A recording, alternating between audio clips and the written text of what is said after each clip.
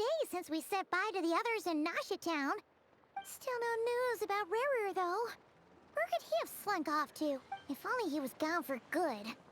But with all the trouble he stirred up before, there's no way we've seen the last of him. Hello! You must be the traveler in Paimon? Mr. Flins has been looking for you. Unfortunately, there's been a serious wild hunt attack over at the quarry. He thinks it's time to regroup and figure out a plan. The wild hunt? Oh, uh-oh. We better get over there. Right, come on, let's go!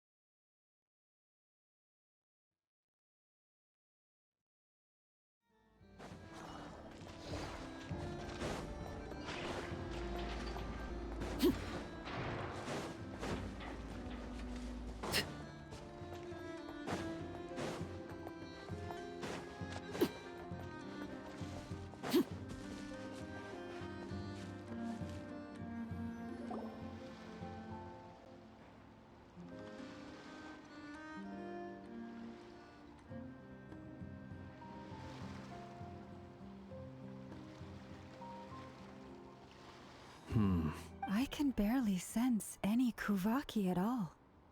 This whole area feels like a soulless husk. Looks like his appetite truly is insatiable. As if the power of that energy cannon wasn't enough. He's not seriously still getting stronger? What's his endgame here? Ah, everyone's here already. Hey, we made it. So, what's going on? We've all been on high alert since we split up a few days back, expecting Rarir to strike again. But it's like he just vanished into thin air. No one has seen him nor found any trace of his presence. That is, until this morning, when a ratnik found signs of wild hunt activity while out here on patrol. As you can see, the crystalline itself is physically intact, but the Kuvaki it contained is all but completely diminished. And we're sure that Rarir did this. Who else? He's the only one who could pull off a stunt like this. Kuvaki loss has reached critical levels. Reikir of Solnari set to maximum threat level. Warning, unless de-escalation measures are taken soon, he will pose a threat beyond our ability to contain. The consequences could be catastrophic. Traveler, do you remember when we encountered Rarir just after regaining his body? There wasn't a shred of sanity left. Nothing but madness and rage. Yeah, didn't he shout out a bunch of names? Then he started raving about how nothing in this world mattered to him. Oh, Paimon gets chills just thinking about it. Oh, but the thought that he's still out there, lurking somewhere in nodkrai, waiting for his chance to strike? Oh, even chillier. Last time we fought, we were already at a disadvantage. If he has such overwhelming strength, why would he suddenly go into hiding? Yeah, if I were him and I wanted more Kuvaki, I'd just take it by force. No point staying in the shadows. Unless something went wrong. His whole resurrection thing didn't exactly go smoothly. The other thing is, how does someone who's completely lost their mind still have the wherewithal to cover their tracks so perfectly? Beats me. According to certain medical studies, insanity does not always entail a complete loss of rationality. It may be that he is simply living in a world of his own. That actually sounds about right. He was ranting away to himself the whole time, like he had zero interest in talking to us. There are many unanswered questions here. He could be right under our noses, and we'd still be in the dark. Besides his name and title, we know little about him. Certainly nothing about his past, or what he might be hoping to achieve. Exactly. And we wouldn't even know where to begin looking. Even Boss hadn't heard of the Rahere of Solnari before. I'd be willing to bet that even if we gathered together every scrap of intel in nodkrai, we still wouldn't find more than, like, 3 useful facts about him. So, if we do nothing, he'll just keep getting stronger. And if we want to investigate him, we have no idea where to look. Last time we had Marionette and her big robo-buddy to help us, and we still barely held our ground. If we had to face him alone... Oh, Paimon's head hurts just thinking about it. What are we supposed to do against a threat this big? Well, I do have a little hunch about his next move. Given that he attacked the quarry, I'd say it's likely he'll target other places rich in Kuvaki. Somewhere like the Eye of Krati, or the Pillar of Embla. One thing's for sure. If we just sit back and let him keep absorbing Kuvaki, we really won't stand a chance against him. A perfectly reasonable hypothesis. However, it is worth noting that these 2 locations are quite far apart. To investigate them both, we'll need to split up. I agree, we should split up. Right now, Rarir's goal seems to be gathering Kuvaki, not fighting us directly. Once we're done, let's regroup on Hisi Island. Wait, why Hisi Island? If I recall correctly, your largest goddess statue was carved from Kuvaki-rich ore, was it not? That's right. Yes, it could well be a potential target of his. I should head back and start evacuating the pilgrims.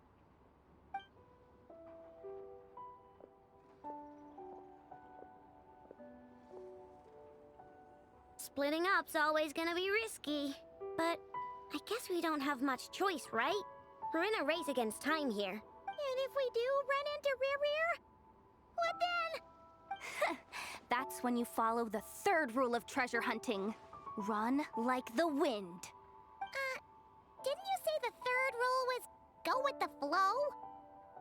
I don't know. Did I? Anyway, whatever. In this situation, go with the flow means go find backup. Agreed. If anyone finds so much as a trace of Rarir, do not pursue him. Get out of the area and alert the rest of us as soon as possible. We need to put safety first. All right, we'd better get moving. Come on, Ineffa, let's go.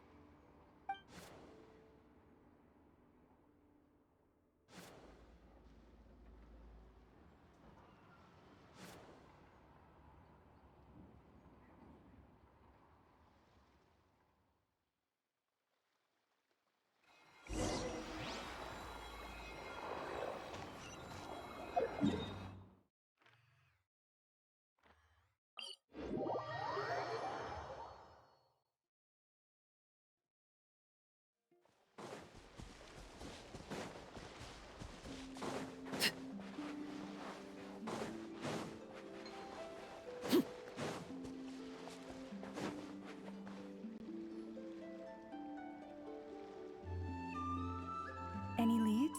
Nope. Diddly squat. No clues to where he might be hiding. It's like he's a ghost. It feels like we're sitting on a powder keg that could go off at any second. Oh, I hate this feeling. I'd rather face him head on than be left hanging like this. So, you guys didn't find anything either? Not loving the word either. How about you, Flins? I questioned a few Ratniki and eventually narrowed my investigation down to one suspicious individual. But by the time I got to his place, he was already gone. Almost as if he knew someone was on to him. Either that, or he's just extremely cautious and doesn't stay in one place for long. He's been biding his time for a while now. The question is, where or what is his next target? No idea. Since regaining his body, he seems to have lost all interest in the fragment in my possession. If he did still want it, he's had plenty of chances to take it. All we can do now is hope that Aino and Ineffa turn up some leads. Darn it, Rarir! If you've got the guts, come face me one-on-one! Wait, he's actually here? I didn't mean it! I swear! No, it's coming from Silver Moon Hall. The Lady Kutar might be in danger. Let's get over there, quick!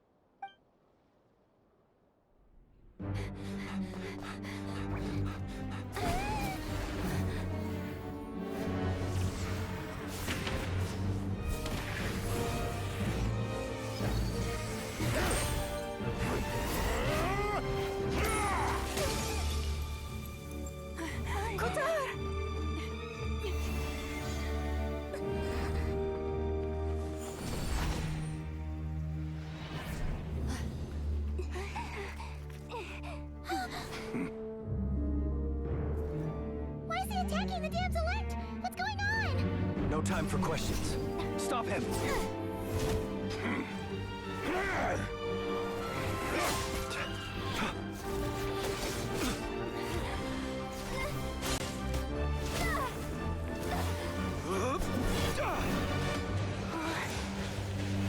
This is insane.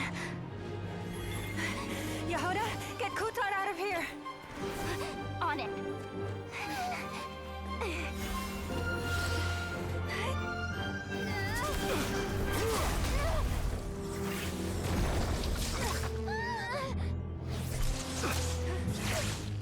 Look where your feeble light has gotten you. Now, you shall plunge into darkness. Felindus, soon, I will find a way. Watch out!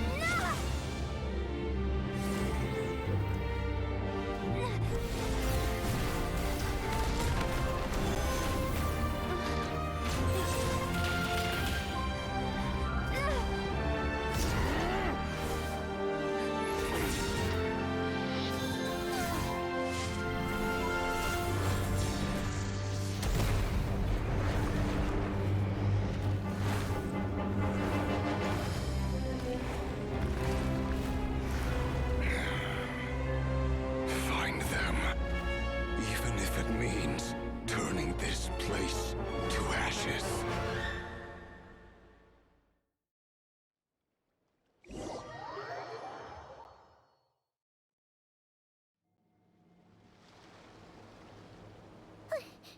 That was too close. We barely made it out of there alive. What's that guy's deal? How'd he get so crazy strong? He's a threat to this entire nation. I doubt his strength could even be measured by conventional standards. I have a question. When me and Ineffa showed up, we saw him chasing after this lady like he wanted her dead. What was that all about? We weren't there for the whole thing either. They were already duking it out by the time we arrived. Yeah, we didn't see how it all started. It all escalated so quickly, we had no choice but to step in. Kutar, can you shed any light on the situation? Kutar. Cross-checking database. I see. So you're the one that the Frost Moon Scions refer to as the Moon Goddess? Wait, she's the moon goddess? Oh, no wonder she looks just like all those statues. There are many reasons why people might worship the moon, and just as many why they might despise it. I've never met that person before, but there was no mistaking his deep-seated hostility towards me. Why he holds me in such contempt, I cannot say. But since he hunts the power of the moon, it's no surprise that I am a target. Kutar.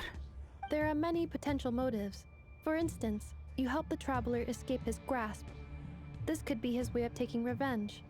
It is also possible that he covets the Kuvaki inside you and seeks to take it for his own. The list goes on. But right now, devising a counter strategy should be our #1 priority. the likelihood of this location being discovered is close to 100%. A counter strategy?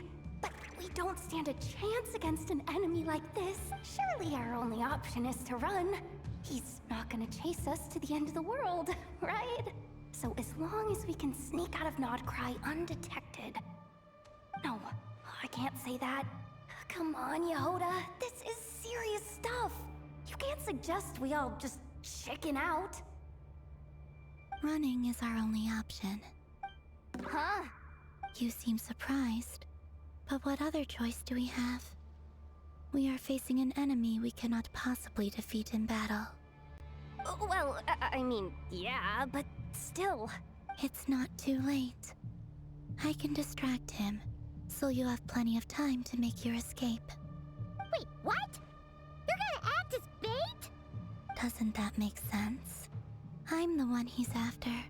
There's no need for you to risk your necks on my behalf.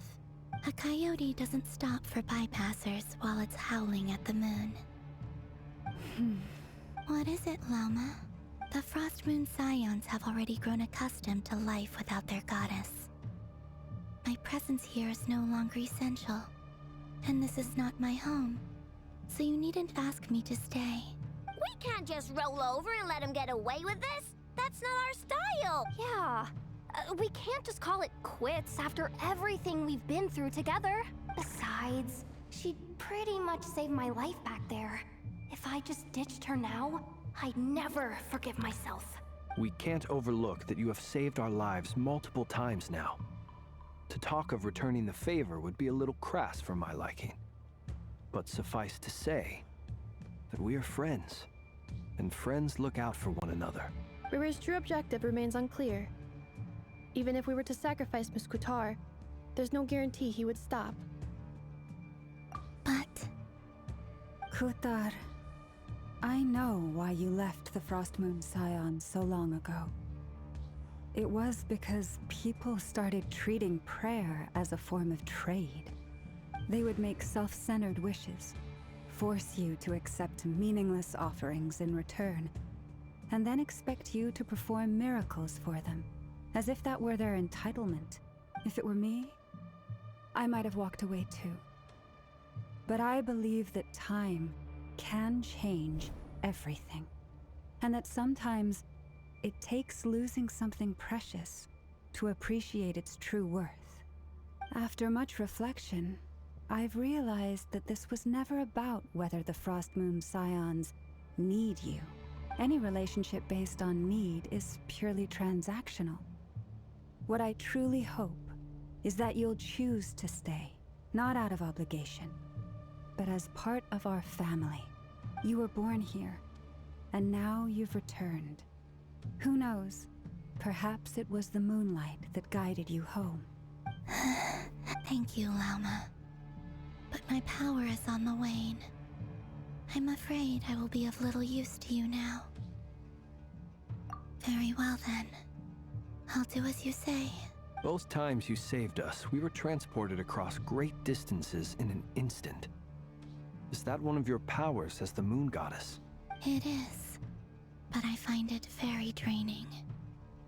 I barely managed to pull it off just now, and it will be some time before I'm strong enough to do so again. Rejected by the world, my power is dwindling. Like a lake, cut off from its source, slowly shrinking away. Now, it has almost run dry. What do you mean, rejected by the world? The 3 moons belong to the ancient bygone era in which they came into being. From the moment I was born, the world itself has been steadily sapping away at my strength. The 3 moons are not one and the same. As the goddess of the Frost Moon, I cannot wield the powers of the other 2. Yet moonlight has a way of blending together. Each can reflect the other's glow. So when our fingers touched, I was able to restore my strength by drawing Kuvaki from the eternal moon's marrow. But this method of recovery is painfully slow. If only we could find the... It's the Wild Hunt! Even faster than we expected. We'll have to finish this conversation later. See how those wild hunt creatures are running away from us. They're likely just a scouting party, which means Rerir won't be far behind. Then what are we waiting for? Let's get the heck out of here!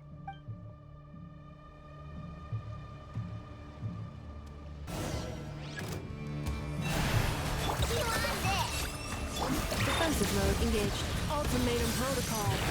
Beware the God, he just keeps coming! This is driving me nuts!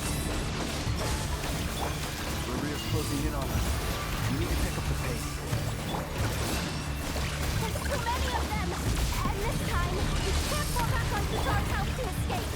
If this goes on much longer.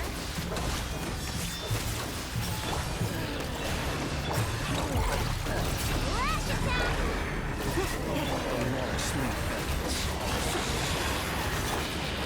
For the everlasting forest.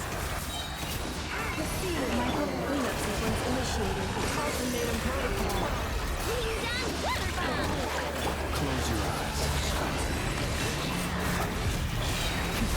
Be silent.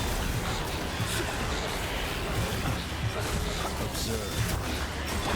Preparing for dust. Close your eyes. The night comes. Precious moon, with one heart and Go claw!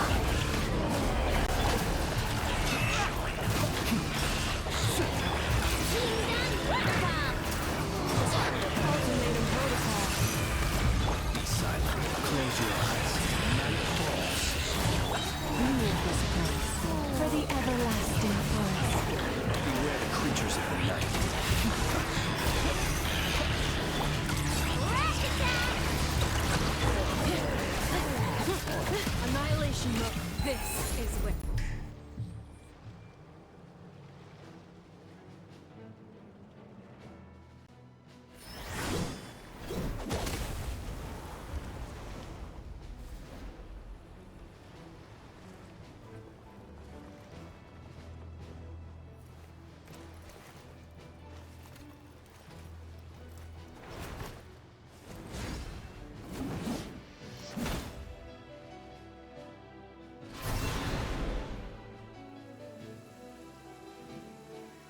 What's the matter? Bit off more than you could chew? How are you? Uncle Varka! You're back from Amsvartnir? Oh, you're Barca? Grand Master of the Knights of Favonius? We could save the intros for later. Right now, let's get you all out of this hellhole. Follow me. I know somewhere you'll be safe. Oh, is that where I think it is? That's the one.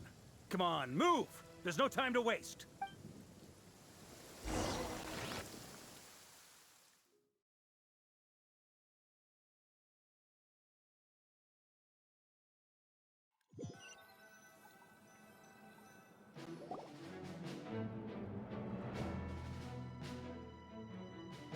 Wow! Where are we? This is so well hidden. Well, that goes without saying. This is the Knights of Favonius' meeting place in Nodkrai, and a contact hub for the Northern Intelligence Network, aka the Black Market of Intel. No matter what faction you're with, it's the place to buy and sell information. Their headquarters are in Nodkrai, but they've got contacts in every nation. As an expeditionary force on foreign soil, working with them has offered us the most effective way of getting our hands on reliable local intel. This is where we meet, so naturally, it's secure. Anyway, where were we? Folks from Nodkrai should be pretty familiar with me by now. But I believe this is the first time we've met. Allow me to introduce myself. I am Varka, Knight of Boreas, and Grand Master of the Knights of Favonius. We've heard all about you. This meeting's been a long time coming. You look way younger than Paimon expected. But you definitely have that Grand Master vibe. Well, I'm no spring chicken. Just not showing my age yet. Definitely feeling some of that back pain today, though. Rushed back from Amsvartnir without a wink of sleep, only to get right into another fight with that freshly revived maniac. Another? You mean you fought him before? Yep. He wasn't nearly as strong back then, but he was still a formidable foe. I brought some of the knights along to give him a little surprise, but he saw us coming from a mile off. My squad took heavy injuries, and I barely made it out alive myself. We knew it might have been our last chance, so we staked everything on it. But still, it wasn't enough to stop him. I tried tracking him down afterwards, but he didn't leave a trace. Even in his unhinged mental state, he's as cautious as any trained operative. So, I decided to come find you. And as luck would have it, turned up to find you being ambushed by the Wild Hunt. The rest, you already know. Is that why he's been frantically absorbing Kuvaki these past few days? Because he sees you as a threat? Maybe I'm part of the equation, but even if I weren't, I'm sure he'd still be gathering power. He's clearly working up towards something. Note to self, Uncle Varka's strength rating officially upgraded. Guess it's my turn to ask questions now. So, what exactly has been happening in Nodkrai? Why has the Wild Hunt returned in humanoid form? And why is it after you? That's a long story, but I'll try to make it quick.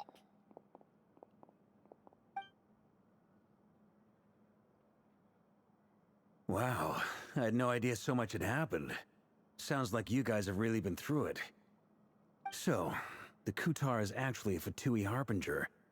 And all this Wild Hunt activity in Nodkrai is the work of the Raker of Solnari. That's a lot to take in. Need some time to wrap my head around it all. I'm truly sorry, Mr. Varka. You stood with us against the Wild Hunt and did everything you could to stop it from escalating into a full-blown catastrophe. And then, the one time you're away, it all comes to a head and all your hard work gets undone. You've got nothing to apologize for, Miss Moonchanter.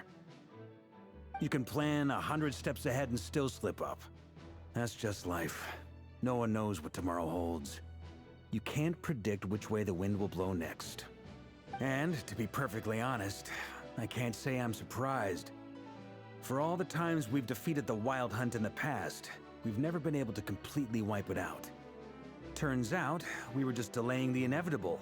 But now that a new variable has come into play, fate may well take a different course. A new variable? You mean us? Who else? And in a strange way, I think his resurgence might not be an entirely bad thing. The Wild Hunt is like an unrelenting force of nature, but Rerir is an individual with an agenda. He's gotta have a weak spot somewhere. That said, while Aino was explaining everything just now, some of the points that Mr. Flins added caught my attention. You mean about our mystery ally? That's right. From what you've said, not only did they lead you straight to some key files, they also shielded Hisi Island from a lethal Kuvaki blast. I don't know who or what could pull something like that off. Heck, even Miss Columbina doesn't have a clue. I hadn't heard the story about those files. Would you mind repeating their titles for me? Wild Hunt Phenomena Log, a Nodkrai and Ratnik's Field Journal, and Kuvaki Survey Log. Oh. No. Still doesn't ring a bell. Another dead end. Guess all we can do now is hope that our mystery ally keeps showing up when we most need them. Still, it's safest to assume they won't be intervening again. From here on out, we'll have to resolve this crisis by ourselves. Your intel also explains something else I've been wondering about. The reason I led my team to Amsfarnir was because we'd had reports about a possible source of the Wild Hunt showing up there. But once we looked into it, it turned out to be a red herring. I don't know who was behind it, but clearly, it served its purpose. I doubt it's by chance that he happened to make his comeback while my attention was diverted. And from everything you told me, it sounds like his scheming began well before his return. So maybe luring me away was all a part of his plan. But is it even possible that he orchestrated all of this by himself? The Moon Maiden and the Raker of Solnari. Nodkrai of all places. The way everything is unfolding, it can't be a coincidence. So, what do we do now? Right now, we've got at least 3 things to consider. Let's go through them one by one. First, we need to figure out how to take down Rerir. If we can't beat him in a straight-up fight, the rest won't even matter. To my knowledge, the bulk of Nodkrai's fighting force is already gathered here. But even with everyone united, we're still no match for Rarer in his current state. Let alone... What if there was a way to tap into a new power of our own? How so? Have you thought of something, Columbina? 3 moons once watched over this world. The Eternal Moon was the largest. The Frost Moon was the brightest. And the Iridescent Moon was the most mysterious. They say that back then, the 3 moon goddesses wielded immense power. Enough to shape the workings of the world itself. I now bear the Frost Moon's power, and the Eternal Moon's marrow resides within the Traveler. Hold on. Are you suggesting... The iridescent moon, the last piece in the puzzle. That's right. If we can find the Iridescent Moon's marrow, I will be able to regain my strength much more quickly. The 3 moons are said to stir the tides and illuminate all things. Perhaps they hold further secrets beyond our understanding. According to my analysis, this solution is feasible. However, it is subject to one major condition. How do we locate the Iridescent Moon's marrow? I know a way, but we will need to visit the Fatui's Experimental Design Bureau. The Experimental Design Bureau? Are you saying we need to involve Marionette? Yes. I must speak with Sandrone. It's a long way from here to the Experimental Design Bureau. There's a high chance you'll be spotted. You shouldn't go alone. Then that's settled. Next up, our second priority. Somehow, we need to figure out Rarer's end goal. As you saw for yourselves, when he was still in his wild hunt form, everything he did was for the sake of recovering his body and resurrecting himself. His first act since then, after laying low for a while, was to try and assassinate this young lady. People's obsessions often reveal their greatest vulnerabilities. There must be a reason why he despises the moon so deeply. Perhaps it sheds some light on his title, the Raker of Solnari. The Wild Hunt has plagued Nodkrai for centuries now. If we want to stop it for good, we have to get to the root cause of what's driving it. It's true. We still know very little about him. If Kuthar hadn't given us that lead, we wouldn't even know his name. But where would we even start? I doubt even the Intel Queen of Nodkrai has a clue, and she has info coming out of her ears. Oh? That's a rather hasty conclusion for someone who's so painstakingly meticulous when it comes to dealing with machines. She heard me.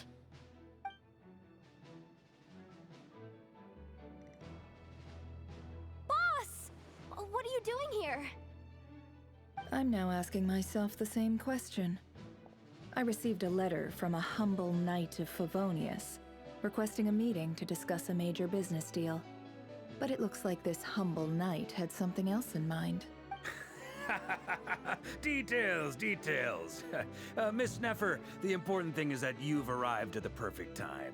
Since his failed ambush, I've been racking my brains trying to come up with a plan to fight Rarer. Given the severity of the situation, I think it's fair to say that our only chance lies in uniting as one. And I'm talking all the factions in Nodkrai. We can't do this without the Curatorium. But I knew it'd be a tough job to win you over. So, I took the liberty of reaching out for a little chat. Wait a sec. How did you even hear about this place, Neffer? Didn't you say this is meant to be the Knights of Favonius' meeting spot? And a contact hub for the Northern Intelligence Network? And isn't it supposed to be super hidden? You really think he could have gotten settled in Nodkrai without my help? Besides, I'm the one running this gig. Of course I know where the meeting place is. Allow me to introduce the current head of the Northern Intelligence Network. If it's intel you're after, she's your woman. Pretty much seen and heard it all. Please spare me the flattery. Let's cut to the chase. Seems like you've run into some trouble, huh? Well, this certainly qualifies as an unforeseen crisis. On behalf of the Curatorium of Secrets, I wish you all the best of luck.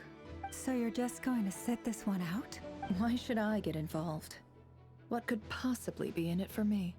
What if we told you we can't do this without you? Oh? Then I'd say you'd better make it worth my while. I don't work for free. I can't put a price on something like this. It's just not in my nature. But then again, you and I have always been polar opposites in this regard. So I can't exactly say I didn't see this coming. If you insist on compensation, I will pay you. Consider this a formal commission. You just don't give up, do you? Too bad. I know you well enough to know you can't afford my prices. The riskier the job, the more it'll cost. And a Moonchanter's stipend isn't exactly generous. Unless you're planning to start passing the donation box around among the faithful. Boss, just a thought. If they come up short, maybe you can take the difference out of my next few paychecks. Things got really dangerous during the fight with Rerir. If this girl hadn't saved me, I'd be ley line fodder by now. I'd be gone for good, boss. If there's any way we can make this work, I'd really like to help her. Please? This is why I'm always telling you never accept favors. They are the hardest debts to repay. You have to be careful who you get involved with, or you invite all kinds of misfortune. Very well, Yehoda, I will help. But just this once. Don't count on this happening again. Flins, that fragment that Rerir was after, do you still have it on you? Of course. Let me borrow it. I need it to follow up on some leads. Wait, you actually have some leads? Shh. This is top secret information. I get it. We all have things we'd rather keep to ourselves. Plus, I know we can count on you, so we'll leave the intel gathering in your hands. And that brings me to the third and final item. We need to find a way to distract him. We need time to make our move, so someone will have to stall him. I'm in for this part, no matter what. Anyone coming with? Count me in too. Come off it, you two. Quit playing heroes. I'm way ahead of you here. Ineffa did a scan of the Moon Goddess's Kuvaki signature, and we're gonna use it to make some decoys over at the Kramkake craft shop. Anyone who's in, follow me. Once they're ready, we'll deploy the decoys across Nodkrai. So as long as the rest of you keep moving, he won't catch on to your scent and won't be able to track you down. I like it. No biggie. All right then, we'll split into 3 teams. Once your team has finished their mission, return here and wait for the others. Dismissed!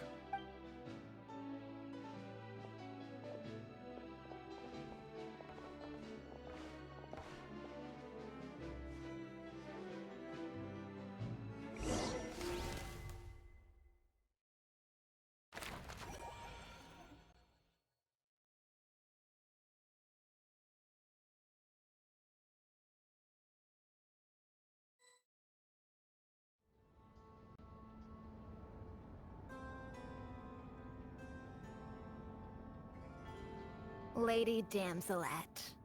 Wait, and you two? What are you doing at the Kuvaki Experimental Design Bureau? We've been doing our best to mind our own business lately. But if you're just gonna waltz up here like this, you're seriously pressing your luck. Don't blame us for doing what we have to. Huh. You really think that's gonna scare us off? We're not looking for any trouble. I just want to see Zandrone. Do I need to remind you that you're still a wanted fugitive for deserting us? Out of consideration for our former ties and the crisis we're all up against, we'll let you leave in one piece. But don't even think about trying to get inside. Let them in. But... Are you going to make me repeat that? no, my lady. Zandrone seems to be in a good mood. Must be maintenance day.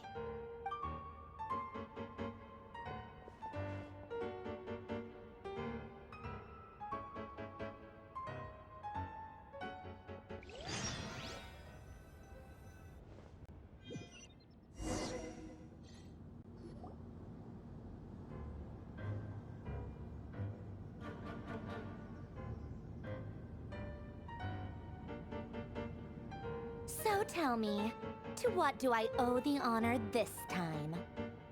Actually, before you answer that, just so we're clear, we're not colleagues anymore, Columbina. I don't owe you anything. I promise it's nothing big. It seems like you've gotten the wrong idea here. The only reason I let you in was because I was bored. It seemed like a way to kill some time and satisfy my own curiosity. Whatever miscalculations I may or may not have made in the past, I haven't lost the plot enough to even consider sticking my neck out for your sakes. I'd like to speak with Arlecchino. What? Huh? You mean the knave? I'd like to speak with Arlecchino. Is she a nodkrai? No, she's not. Once the work on this facility was completed, she went back with the rooster and Regrator. The only ones in nodkrai are me and... What is it you need to speak to her about anyway? Rerir is hunting me. If I'm going to face him, I must first retrieve the lost moon.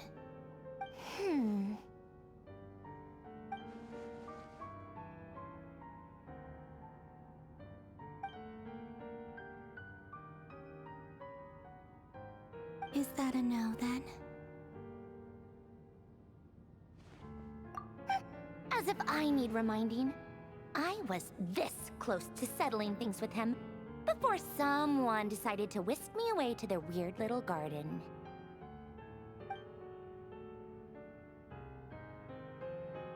Have you held any tea parties lately? Tea parties? Yeah, obviously. You don't seriously think we'd pack it all in just because you aren't here. If anything, they've been more eventful than ever. Just me, Arlecchino, and a bunch of insolent and sensitive guests who won't stop asking where you've gone. Oh, they've been a real joy. I bet you served them the worst tea you have. Just like you used to do to me when I upset you. Who cares about how good the tea is when there's no one around to drink it? I keep losing people. First Rosaline, now you.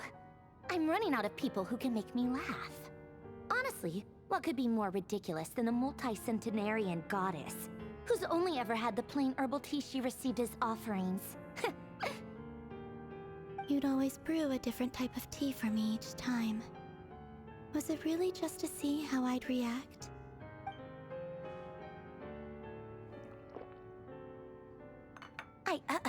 Well, duh. Why else? Watching you squirm was practically my only form of entertainment.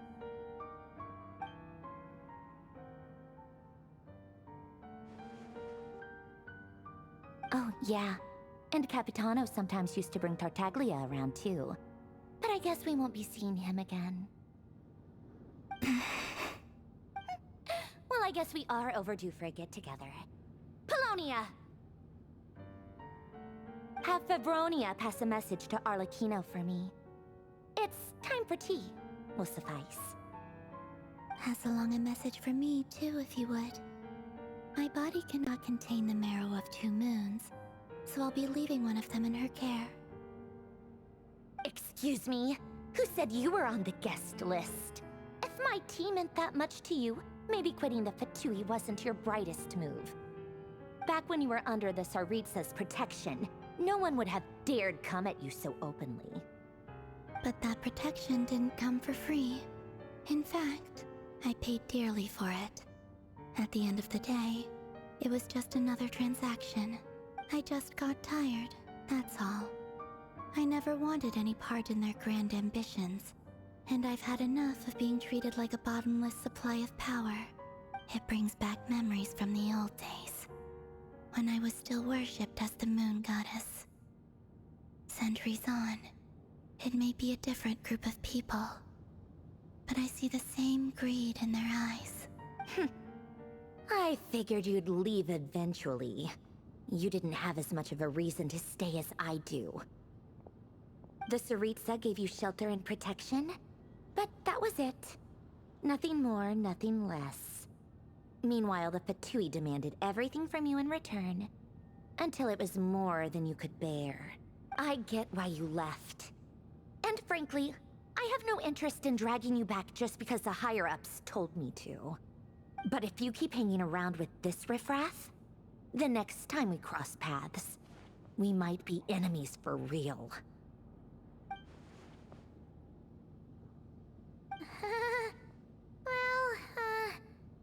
Guess that's our cue to leave? That might be your plan. But it sounds like someone else wants you to stay a little longer. Huh?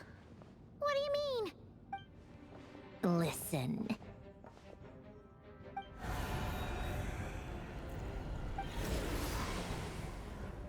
My lady, it's the Wild Hunt. A horde of monsters is headed straight for the facility. Another uninvited guest trying to crash my tea party. Clear the area. I'll handle this. Wait, what? You want us to leave you here by yourself? Huh. You'll be lucky to make it out of this alive. You really think you can afford to worry about me? Go on, get out of here. You may have stopped Polonia from crushing him last time, but I've made sure that won't happen again. The entire Experimental Design Bureau is rigged for war. Stay and watch if you want, but it'll be at your own risk. You're not flagged as friendlies in the weapon system. Don't tell me what to do! Look, if you're leaving, make it quick. Or you'll just get in my way. There's a secret passage on the second floor. It'll take you right to the plains out back. Stare all you want, Columbina. You're not getting another invitation to my tea party. I know. But thank you anyway, Sandrone. This is exactly why you shouldn't hang around with those people. All their melodrama and sentimental nonsense is rubbing off on you.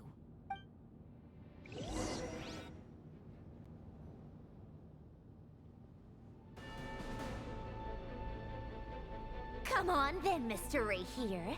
Let's pick up where we left off. It's your Wild Hunt monstrosities versus my beautiful creations. Let's see who comes out on top.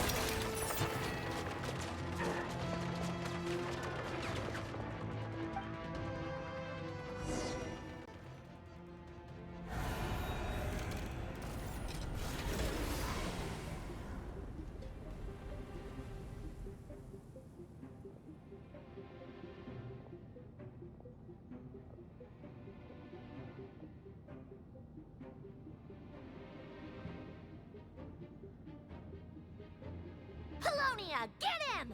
I've upgraded Polonia again since our last encounter, and uploaded every last scrap of your data. So let's finish this, once and for... She's not here. Where did she go?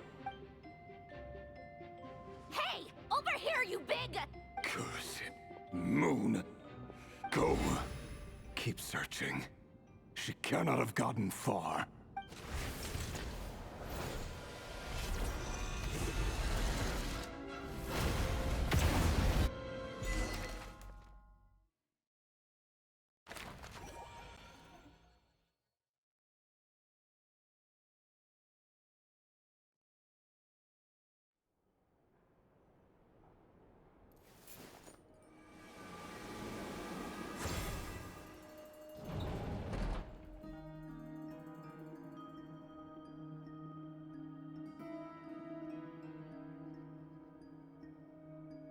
So this is your method for investigating Rarir's past.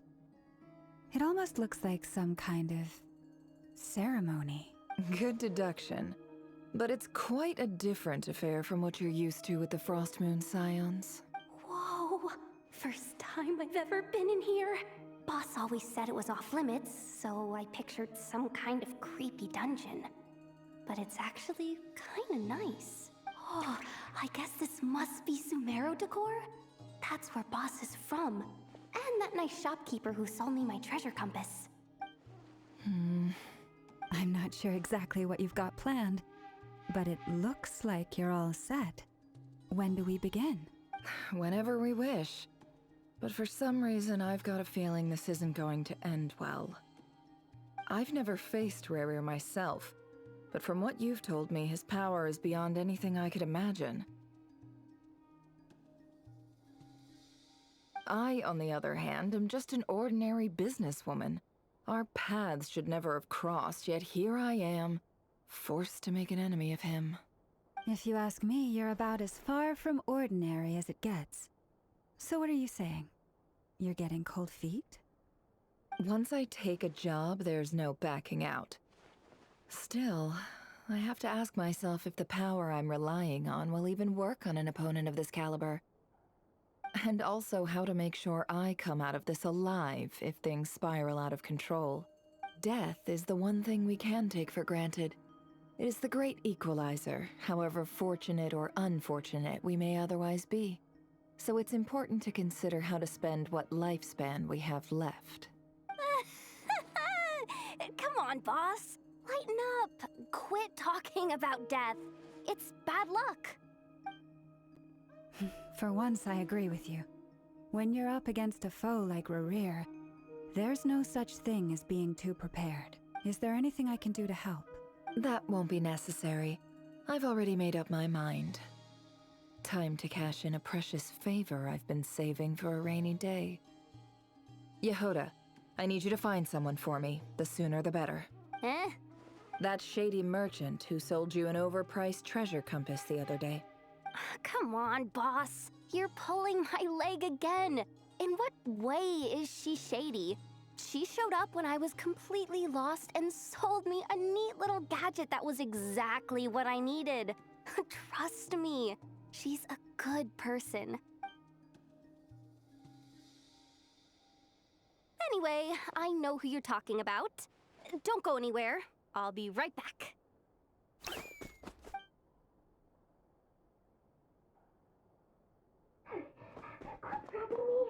genuinely can't run any further. Hey. What is it? What's the big rush? You dragged me out of a dream where I was literally swimming in Mora.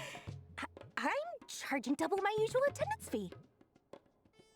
See, look how easygoing she is. After that rude awakening, she could have completely snapped at us. But instead, she kept it together and just asked for an extra fee. Dori Sangama Bay? I never would have pictured you two doing business together. If you want to make it big in nodkrai, it's all about connections. Lady Nefer just so happens to have a lot of intel that interests me. And she also did me a big favor in the past. It was back when I first arrived in nodkrai. My trusty assistant, the genie in my lamp, had an adverse reaction to the Kuvaki and fainted. And wouldn't you know it, that's when I suddenly find myself in a life-or-death situation. Good thing my compatriot was there to swoop in and save the day. I've been giving her a 30% discount off all of my goods ever since. Now, so that no one here feels left out, I'm willing to extend a 20% discount to fellow friends of Boss Nefer. Plus, any other friends you send my way will enjoy 10% off. What can I say? The great Lord Sangamabe is nothing if not generous. So, let me guess. You've run into some trouble? I've got everything you could possibly need, and the more you buy, the more you'll save. You guessed correctly. What have you got in the way of survival gear? The one type of gear I've never been short on.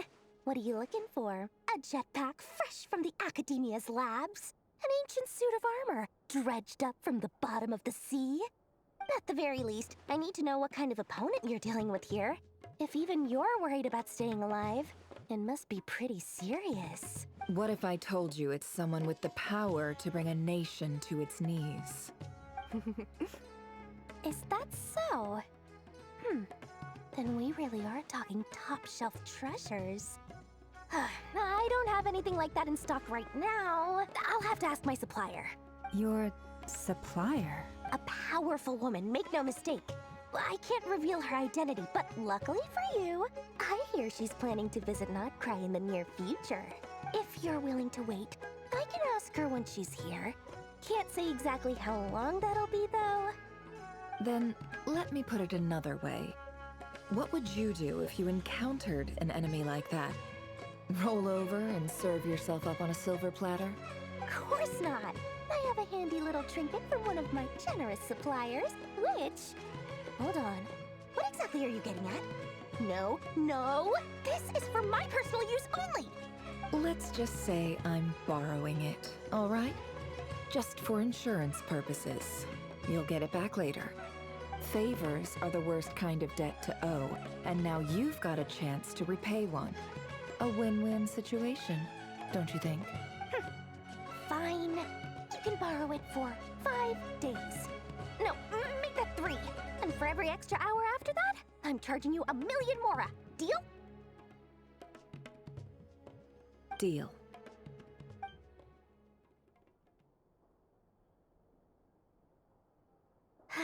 What a way to start the day. Now, was there anything else you wanted? Or can I go back to bed now?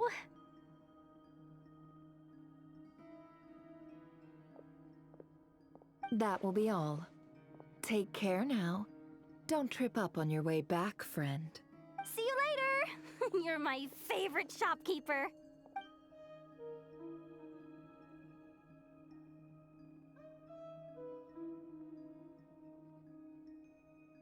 Excellent. Everything is well and truly ready. The ceremony can now begin. After initiating the ceremony, your minds will follow me wherever I go. You will see many strange things in your mind's eye. So remember, don't be frightened, and don't make a sound. Now then, let us peer into the Raker of Solnari's past.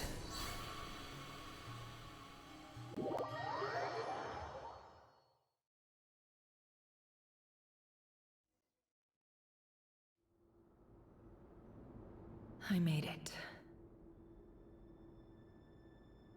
I don't recognize this style of architecture. Must be Conrian.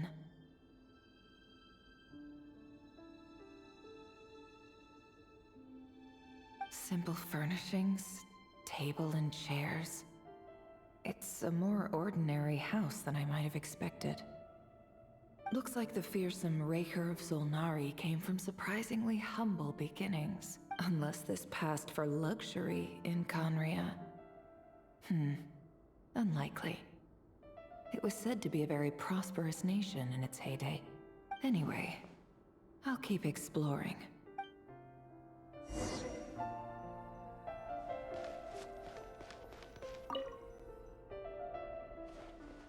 Hi, Reverie. Since you're working extra hours tonight, I thought I'd keep myself busy by checking out that new kebab shop. I've heard good things about their menu. I'll test it out, and if it's as good as everyone's saying, let's go back together sometime. P.S. New stash from the Universitas Magistrorum. I brought some goodies home. A few teacups and a pin rack. Hope you like them. They didn't sign their name. But they must have been close. Sounds like they were living together.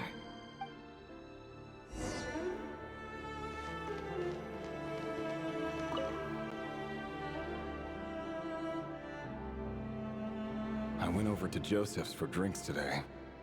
They have a fine collection, but I went alone. Felindus was tied up with something and couldn't make. Joseph asked why I came alone, but I didn't really have an answer. He then went on to ask about other things. If you ask me, someone who asks that many personal questions is too nosy for their own good. But if he invites me again, chances are I'd still go. Felindus. That's the same name Rerir mentioned. Crane imports keep falling. If things don't pick up, we'll soon be back to meat and mushrooms only. Honestly, I'm not a huge fan of that new type of mushroom everyone's been into lately. Didn't it start out as a lab-grown variety? I heard it's even mildly corrosive. Seriously, why would you even eat something like that? I don't care if it's an impressive feat of alchemy. That just isn't the kind of thing I like to eat. Grain has to be imported, and they're eating a diet of mostly meat and mushrooms. Could it be because Conria is underground, so it doesn't get much sunlight? That would explain why they use so much stone in their buildings. They even use alchemically modified strains for food. Seems like the people of Conria don't have many options when it comes to dining. I've just about saved up enough now. Time to buy it and keep it somewhere safe. Making a big purchase. I wonder what it is.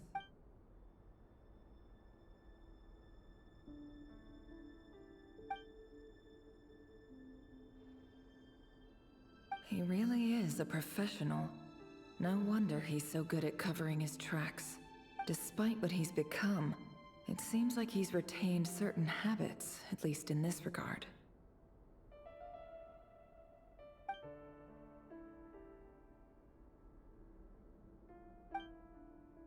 Did Rary rip it out himself?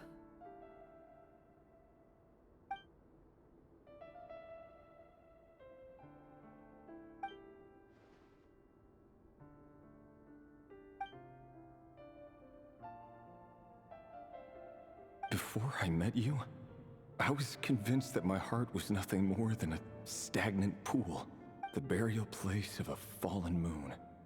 A withered, windless grove where the waters rested forever unrippled.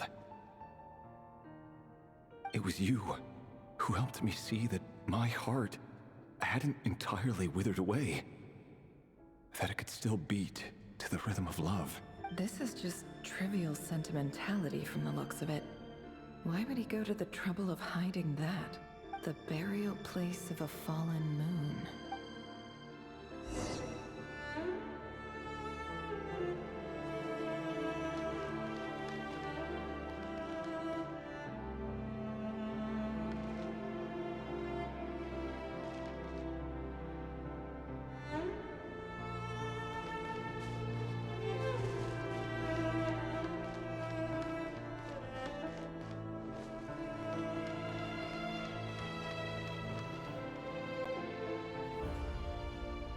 Rerir, over here. Dane! Oh, and, Vedalin here? What a surprise to see you here, sir. Hello there, Rerir. You need not address me so formally outside of court. He doesn't get that much free time, so I invited him over for a drink. Even the court prophet deserves a break every now and then, right? Well, I'm flattered. So, what are we discussing today? Hey, don't look at me. As far as I see it, we don't need an excuse to have a few drinks. Come on, don't give us that. Didn't you say you were about to pop the big question? How's that coming along? Who'd have thought the great Twilight Sword was an even greater gossip? I just didn't expect you to be the first one to settle down and get married, that's all. Yeah. If you told me that a few years ago, I wouldn't have believed you either. So, are you planning to come clean about your job then? I'm guessing you still haven't told her. Sure, I'll have to tell her at some point. But I'll need to pick the right time and place. To be honest, I have no idea how she'll take it. Come on, stop being such a pessimist. For all you know, she could be thrilled. I bet she'll be much more impressed by your actual job than the one she thinks you're doing now. A member of the King's Guard. Quite the cover story. Does the king himself even know? Of course he does. Anyway, enough about me. How have you been? Me? Same old, nothing much to... Huh? What's up, Ved? It's nothing. Vedifulnir, Dainsleif's elder brother. Renowned throughout the court of Conria as the Visionary, and said to possess a wisdom far beyond the reach of any ordinary man. And yet, despite the gulf between us, he seems to have something to say about me. Does he even know me? Does he see me as a friend of his brother, or just another of the Vinster King's blades? Why did he react so strongly? Was it really to do with what we were talking about? Brown, curly hair and brooding blue eyes. So this is what Rerir looked like back in the day. Perfectly normal. No different from anyone else. As frightening as this monster is in the present, there's something even more unsettling about seeing the human he used to be.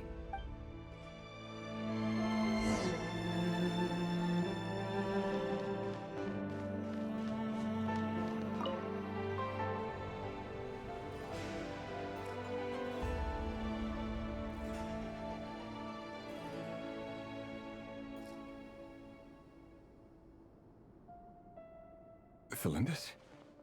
You're back early? Our equipment's being serviced today, so I got off earlier than usual. How's your day been? Aw, why the long face? Is something the matter? Has your boss been giving you a hard time again? Went for a drink with Dane and the others after work. Isn't that a good thing?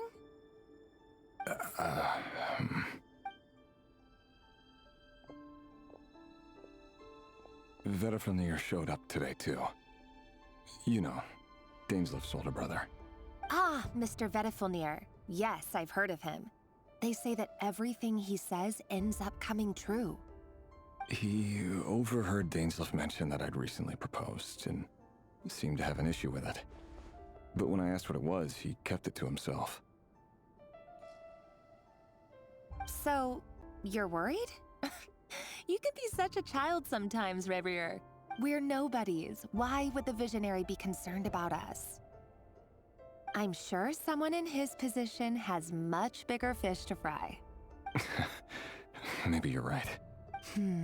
You worry too much, Rerir. We've been together for ages now, and everything's been going so well, has it not?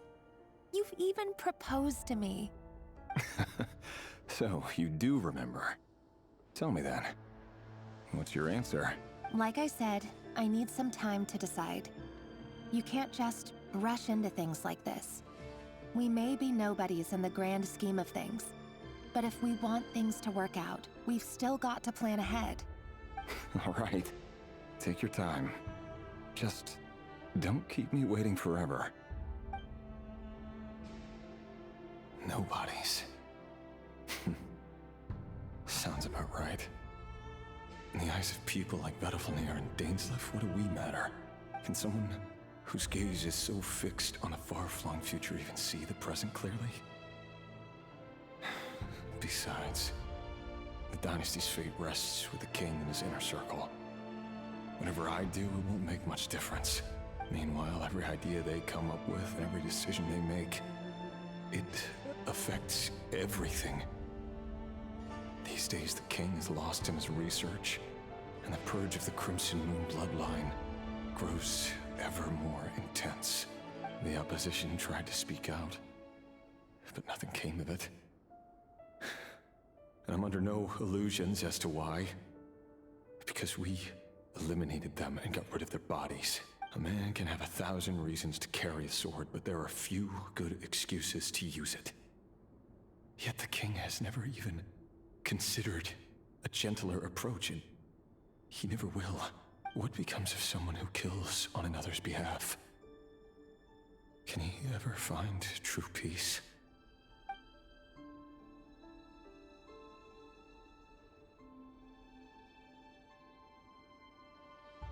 Thelindis,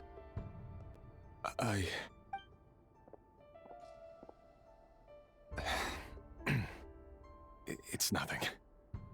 You were right. Fate has never smiled upon nobodies like us. But by the same token, it's unlikely to bear a grudge against us either.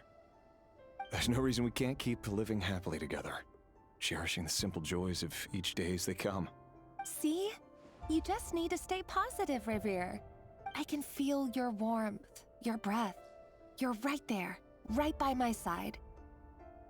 Just seeing you makes me happy in a way I can't explain, and that's something that no one could ever take away from me.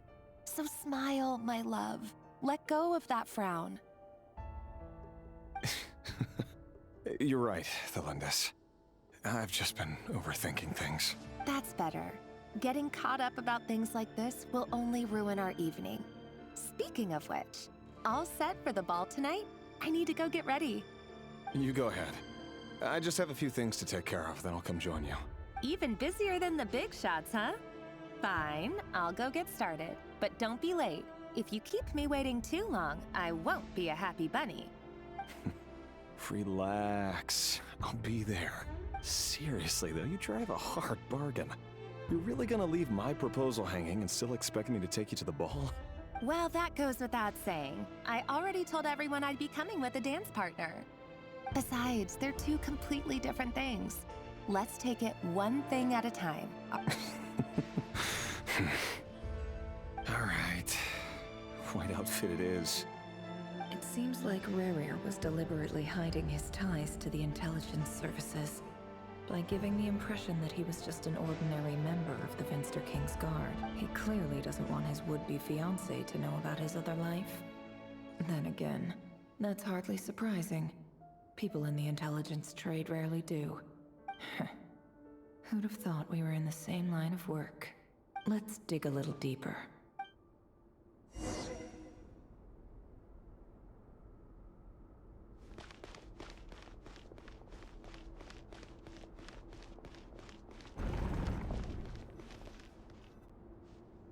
Our last operation was a resounding success, and all thanks to you, Ray here of Solnari. In total, we apprehended 32 dregs of the Crimson Moon, and 67 accomplices. After all these years since the dynasty's fall, so many of them still linger on. Indeed, it cannot be denied. Yet it was destiny that the Crimson Moon should be overcome by the eclipse, and that His Majesty, the all-seeing Finster King, now guides our nation on the path to prosperity. Conria has no further need for a dead moon. But alas, there will always be those who refuse to see the truth. That's not entirely true. Much about the Crimson Moon era was worthy of remembrance. And that's exactly why they keep trying to see it restored.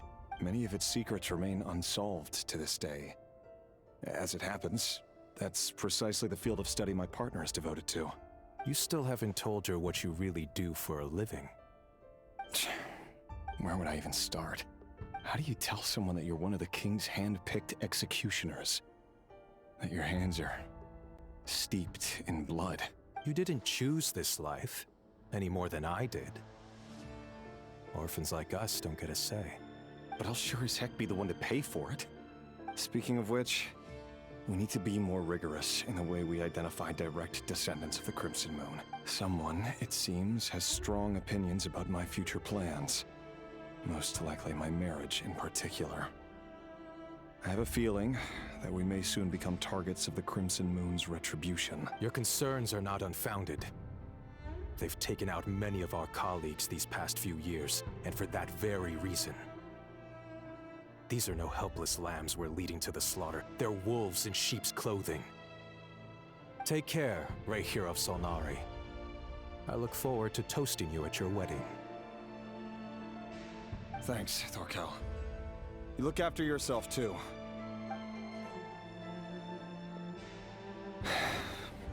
Thelindis, I never wanted to keep this from you.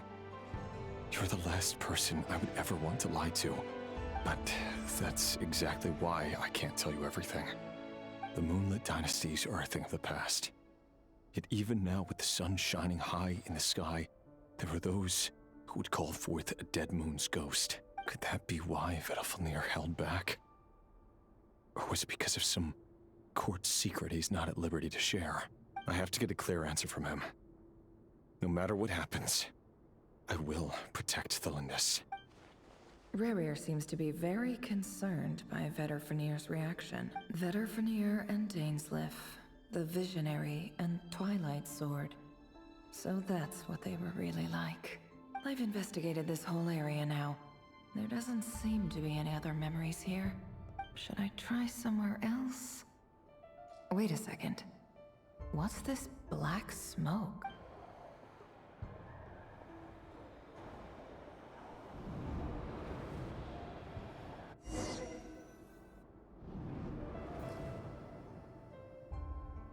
So, he's late after all. Just you wait, Re'hir.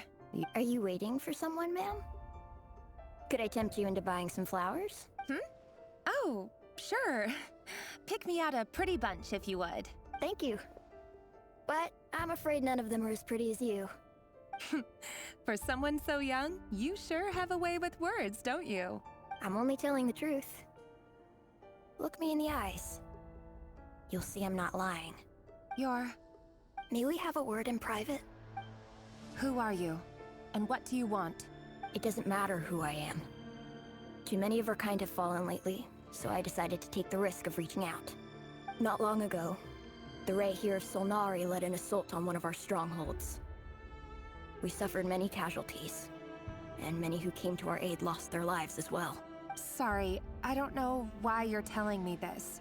And I don't want to get involved. Wait, hear me out. This time we finally got a clear look at his face and learned his true identity. His name is Re'hir, and he claims to be one of the King's guards. What did you— A cruel irony, isn't it? The man you're set to marry leads a double life as a brutal executioner. But surely, you must have caught a whiff of the blood on his hands. Why are you telling me all of this now? Simple. It's because... How strange. Re'hir was nowhere to be seen in that memory. It clearly belonged to Thelindis. Re'hir couldn't possibly know what happened if he wasn't even there. Why would her memories appear in his fragment? The ceremony won't last much longer. I think it's time to call it a day.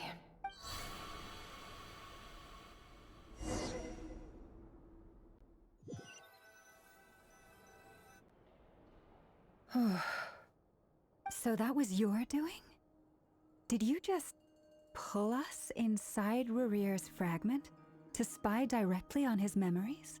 Any more questions, and I'll have to start charging. I had no idea you could do that, boss! Seriously, that was amazing! I gotta admit though, I'm itching to see what happens next. Feels like we barely scratched the surface. I'm just as curious as you are. But the ceremony only allows for limited time inside. That's all we can see for now. Luckily, we managed to learn quite a lot. So far, so good. I just hope the others are doing okay too, especially the group with the Traveler. Their mission is a risky one. Let's hope it's all going smoothly. If you're worried about them, go see how they're doing. If I know boss, she's gonna need some time to write up all the details and make sure it's all coherent. I'll stay behind to lend a hand, but feel free to head back and meet up with the others.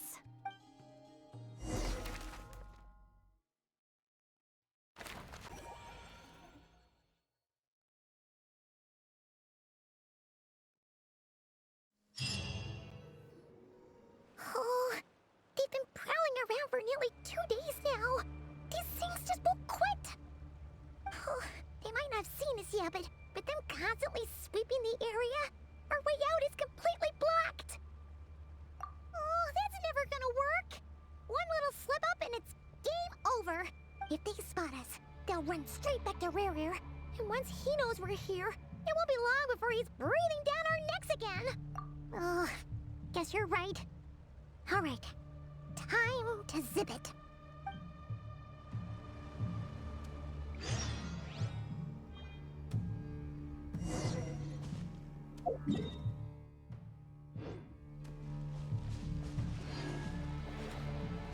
Quick, hide! We almost got spotted! Phew! That was a close call.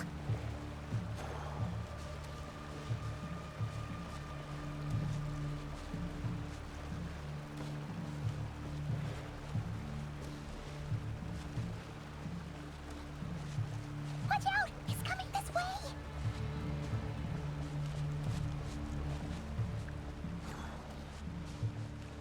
Keep going. We're nearly there. This is the final hurdle.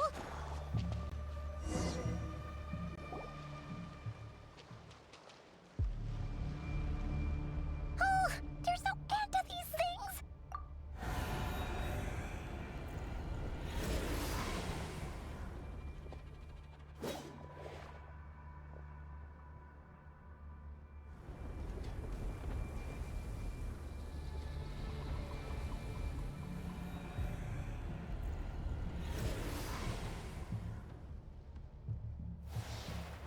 Fire.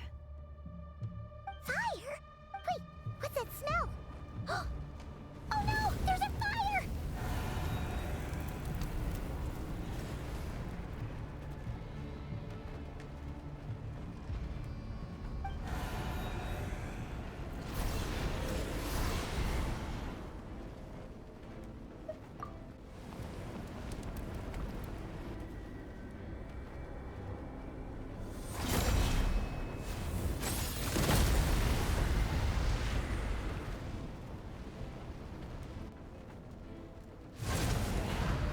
Sandrone was right. You look weak, Columbina.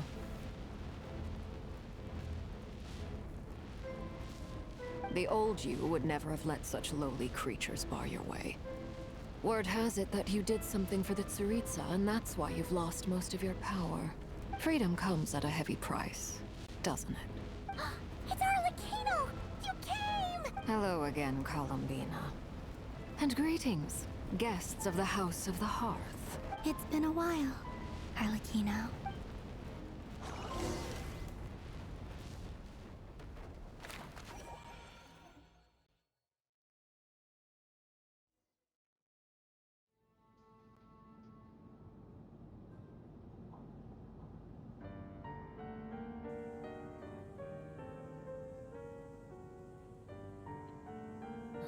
Stupid right here of stupid Solnari. Ugh, whatever. I've got all the data I need. Next time we meet, you're finished. He sure doesn't pull his punches. Excuse me, do you need a hand? You can do me a favor by staying out of my way. Can't you see I'm busy? Wait a minute. I recognize that voice. Hello, Miss Sandrone. Father sent us over to help. Huh. How considerate of her. Hey, Fremine, get over here and help me fix this. Lenny, you do your thing. Just keep your sister away from my machines. Nearly every machine that cat girl touches ends up going haywire. Go put her on cleaning duty or something.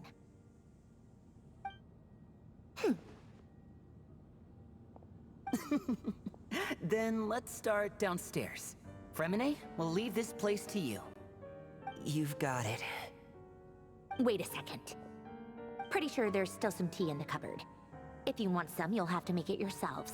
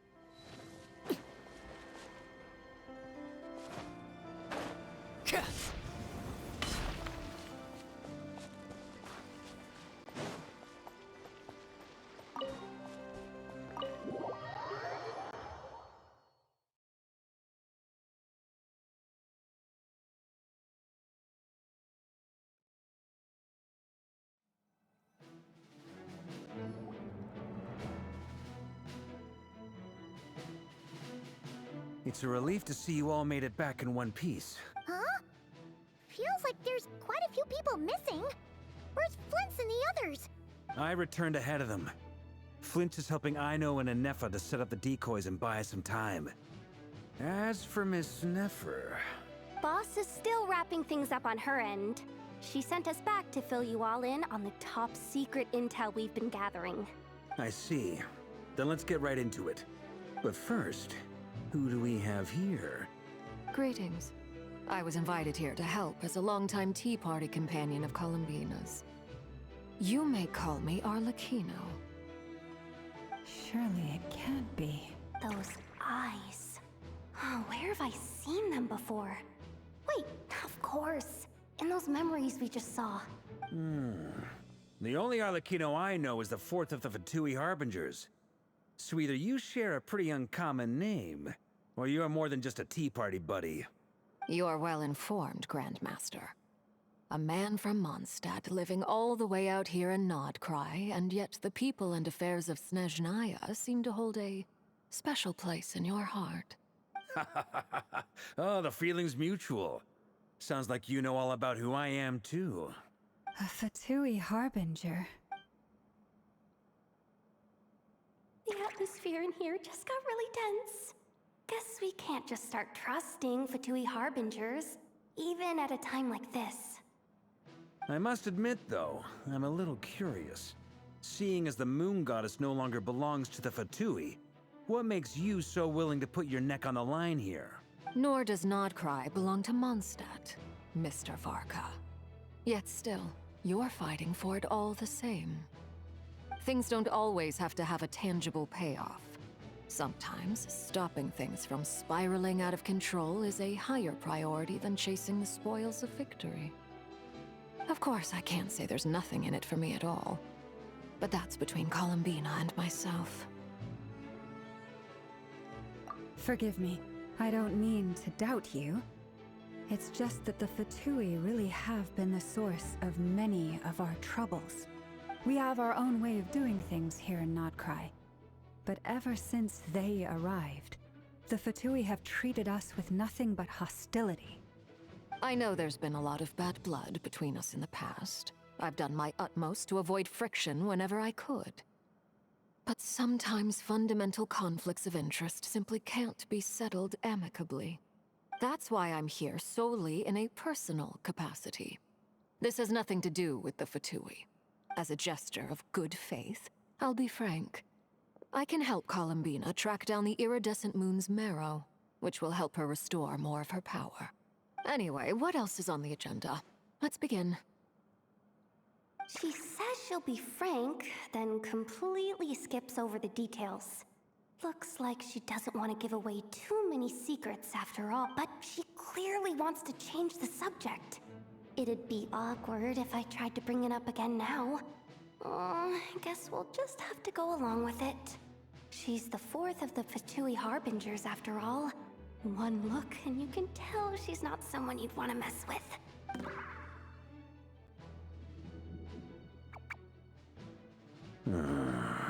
Well, since Miss Arlecchino sounds confident in her ability to handle that, we'll proceed to the next topic. Yehoda, time to share that top secret intel. Alright, listen up everyone. First, we now know that Rerir was originally a Conrian secret agent whose primary mission was to hunt down and assassinate the so-called Dregs of the Crimson Moon. The Dregs of the Crimson Moon? In the memories, there was a lot of talk about the Crimson Moon and Eclipse, and a whole bunch of other stuff from the time of Conria. To my knowledge, those were the names of two different Conrian dynasties. Long, long ago, it is said that the people of Conria worshipped the Crimson Moon, drawing a mysterious power from its reflection. But one day, a coup saw the Crimson Moon eclipsed, hence the name of the new dynasty that replaced it, and how it became the new emblem of Conria. Still, long after the Crimson Moon dynasty had fallen, The last ruler of the Eclipse dynasty, the Vinster King, still coveted the secrets it left behind. So, he sent the Rehir of Solnari to secretly hunt down the Crimson Moon's few remaining followers. In those days, Rerir showed no signs of madness. In fact, he was as normal as any other person. Oh, and he had a fiancé, or at least a would-be fiancé, called Tholindis. What's the matter?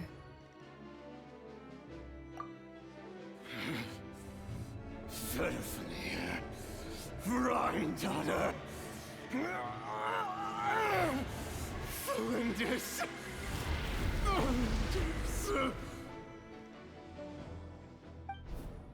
Interesting. Anything else?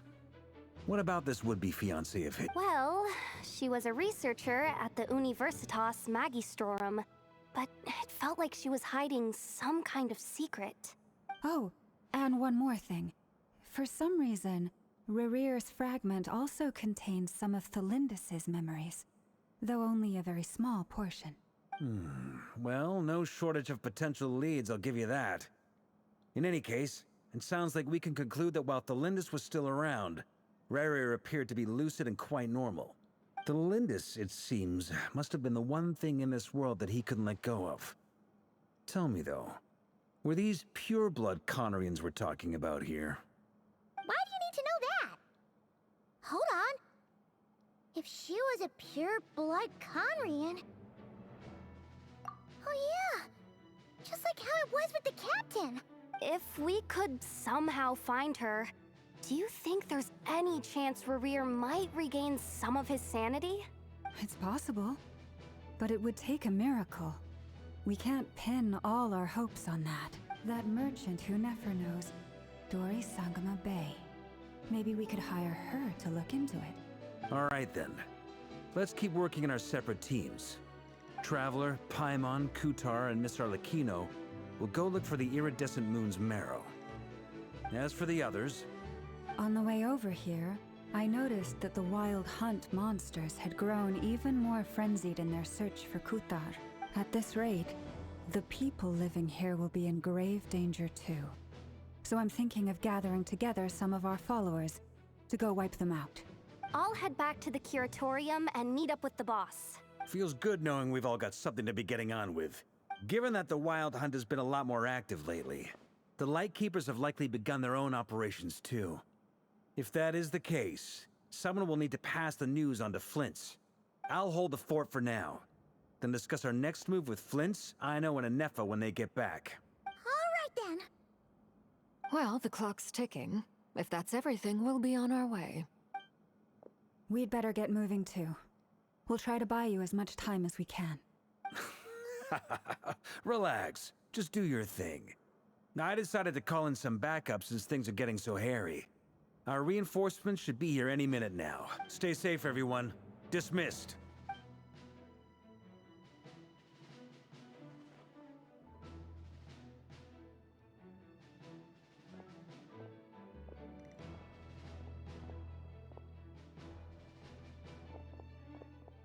We're back. Did we get here a little early? Or a little late? A tad late. The others have already set off. To summarize, our resident moon goddess has found us a new ally, and Boss Nefer has uncovered some promising info. Everything going smoothly on your end? Not great.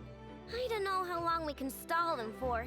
The decoys are getting taken out way faster than we imagined. I'm gonna make some more later, but I need a timeout first. I'm so tired right now. Oh, right! Ineffa, could you fill in Uncle Varka on what we just discussed with Flins? Sure. Uncle Varka, you previously told us about how when you went to investigate a source of the Wild Hunt in Amsvartnir, you discovered that it was just a diversion. But according to Flints's intel, several outbreaks of the Wild Hunt had already occurred in Nodkrai in the period leading up to that. That was before Rerir had regained his body, when he was far from regaining his full strength. In other words, in theory at least, he still lacked the means to act in two places at once. Flins, with everything that's been happening, The Lightkeepers across Nodkrai are rallying to fight back against the Wild Hunt. They're gonna need your help. I know, I'm sure you're capable of coming up with something far more effective than decoys. But for now, you should stay here and get some rest. Ineffa and I will head back over to Amsfarnir to see if there's anything I missed. I told you Uncle Varka would say that, didn't I? A deal's a deal. Not a word about my snack intake for the next week. Database updated. Reliability of Aino's predictions increased. What does that mean? They were betting on how you'd respond after hearing their intel. It's the obvious choice, isn't it?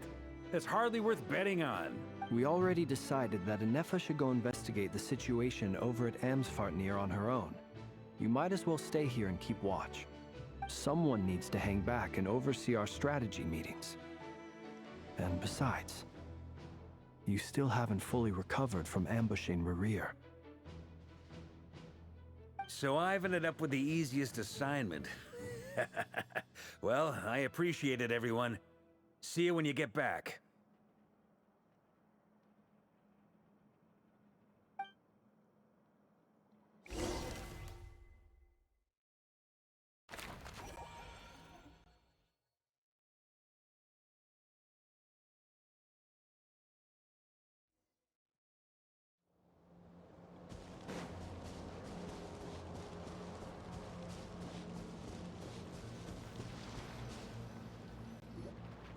Here, this will serve as a good spot to cross over. Arlecchino, hold up a second. Since you brought us all this way, would you mind telling us what you've got? We still haven't got the slightest idea what's going on here. And if even Columbina doesn't know where the iridescent moon's marrow is, how do you? Simple. Because I am an inheritor of the royal bloodline of the Crimson Moon, and one of the last surviving embers of the Two Worlds' flames. Huh? Are you serious? Isn't you're a descendant of that Crimson Moon dynasty we were just talking about? The one from ancient Conria? Your surprise is understandable. I was also taken aback when I first learned of it. But the more I thought about it, the more I realized the signs had been there all along. When I was young, I discovered I could wield a very special kind of fire. It coursed like blood through my veins and smoldered away inside my nerves. What's more, whenever I experienced strong bursts of emotion or drew too deeply on this power, it was like some kind of presence within the fire would begin to gnaw away at me, consuming me from the inside out. Exactly. That is why my hands are like this too. At first, I saw it only as a curse. But once I became a harbinger, the Jester apprised me of the truth. Together with my own investigations, over the past few years, there are several things that I have gradually come to understand. For instance, take the so-called Crimson Moon. In truth, it is nothing more than the shattered remnants of the iridescent moon, fused with the abyss to prolong its lifespan. Since this blood flame was bestowed upon me by the Crimson Moon, it is a fusion of the iridescent moon's former power and the corruption of the abyss. You all understand the nature of the abyss well enough. I draw upon its power, and in return, it hungers for my soul. This strange blackness is the mark of corruption it has left behind. If I recall correctly, you once told me that if the corruption ever made it to your heart, you'd become a completely different person. Yes, and that's the reason I'm always careful not to push my power too far. It's essentially a never-ending tug-of-war. Anyway, the rest of my story can wait. Is there anything else about the Crimson Moon or the Iridescent Moon that you're unclear about? Paimon has a question.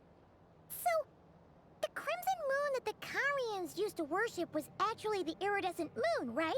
Which was one of the three Moon Sisters. Does that mean that the Carians were to the Crimson Moon as the Frost Moon Scions are to the Frost Moon? So much of that history has been lost. We have no way of knowing exactly what they were like. But I would suspect that the Conrians weren't as devout in their moon worship as it might appear. The iridescent moon's remains simply served as their link to the Abyss. Later on, perhaps someone discovered a way to make direct contact with the Abyss. Or maybe there was some kind of ideological divide. Either way, a dissenting faction staged a coup and drove out the royal heirs of the Crimson Moon dynasty. Still, even with the dark sun looming high overhead, the Crimson Moon's glow never truly faded. If you want living proof, it's standing right before you. The first time we met, I sensed something familiar in your presence. When I looked at you, I felt I could see that mysterious red moon in the corner of my eye. In your flames, I saw its broken image, surrounded by a strange black aura. Well, I appreciate that you kept it to yourself. Much about the Crimson Moon is still a mystery, and I'd prefer not to end up as the object of an insane research project. Anyway, time is against us here, so if there's any other questions, they'll have to wait. I just want to make sure I've got one thing straight. In her letters, Sandrone mentioned that since you are unable to contain the iridescent moon's marrow yourself, you intend to leave it in my custody. Correct? That's right. For now, it's the only way I can pay you back for your help. The iridescent moon is already part of who you are. So with its marrow in your possession, you'll be even more powerful than before. Deal. Then let's get started. Get what started? What does this place have to do with the Crimson Moon? When I first became a Harbinger, the Jester gave me a book called Paranhari, also known as Leobranto Inamorato. You should be able to buy a copy next time you're in Fontaine. It's a love story set in the Crimson Moon era. But setting aside the tangled romances of its characters, it also records a few interesting details. In the Crimson Moon era, or so the story goes, there was an orphanage that received children from beyond the bounds of this world, and subjected them to a peculiar induction ceremony. Beyond the bounds of this world? For real? And what kind of induction ceremony? The Crimson Moon sages looked beyond this world for beings with powers that surpassed the gods. But fearing they might lose control, they subjected these children to a process of refinement. They made these children crawl up a fireplace and kept asking them, "Have you died? Did you see it?" Until they finally admitted to having died and seen a crimson moon. The adults embraced the children who passed the ritual, telling them, "Within the fireplace, you have traversed the flames between two worlds. Here and now, you are born anew." The book leaves much unsaid, but I suspect that this was their way of branding the children they had enrolled, leaving an indelible mark upon them so that they would forever live in the Crimson Moon's light. That explains why I can't sense the Crimson Moon's marrow in this world. It makes sense that it would be sealed in a special space that can only be accessed temporarily through some kind of ritual. But there's no fireplace here. Do you see a chimney anywhere? Oh, are we supposed to build it ourselves? That won't be necessary. The fireplace is purely symbolic. The key to the ritual is crossing the flames between two worlds. In other words, the flames that burn within me. Those burned away by such flames leave behind a kind of ghostly afterimage in the world. In the days of Conria, people believed they could be used to bridge the gap between the two worlds of life and death. In short, I can open a passage to that space for you. That's the easy part. The catch is I'll need to stay on this side to keep the passage open, so I won't be able to come with you. Once you're inside, you'll have to find your own way. Very well. Then I'll open it up. Traveler, spare me a little more moonlight if you would. I may need it.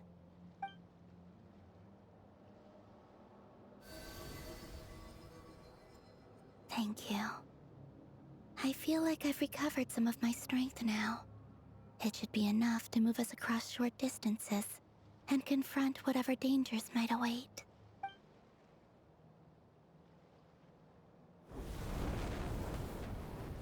Mistress of the seven hues of ages past, great mother of the present, crimson-clad sovereign of the two realms, by fire severed, by fire renewed, I offer myself now and beseech your descent.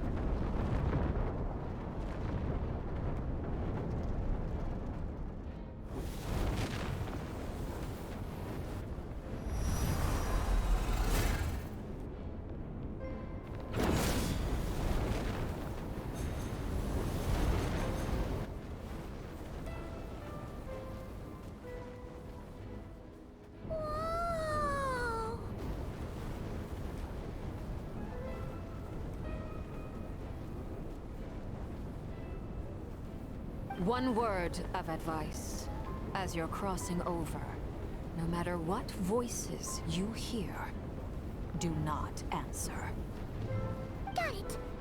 I sense a sinister gloom inside, but also the familiar light of the moon. I feel that I am about to meet an old friend who has changed beyond all recognition. All right, let's go.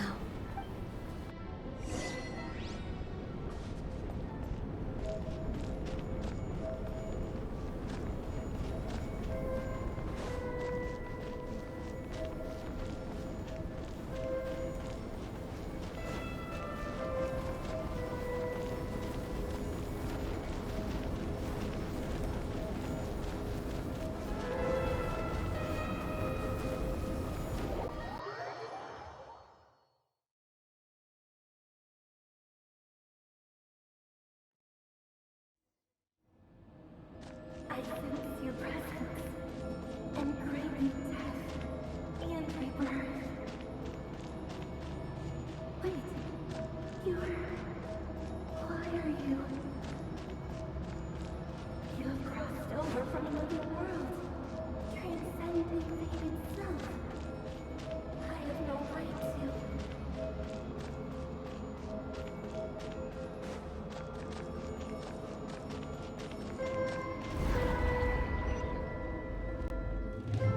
Hey!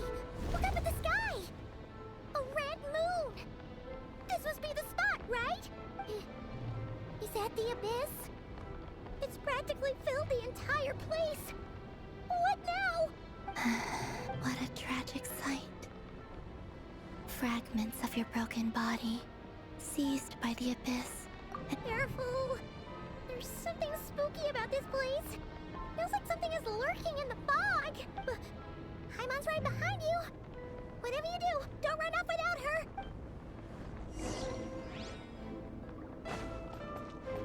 By the way, Columbina, didn't you tell us that the iridescent moon had shattered into pieces? The moon up there looks pretty whole to Paimon. How is that possible?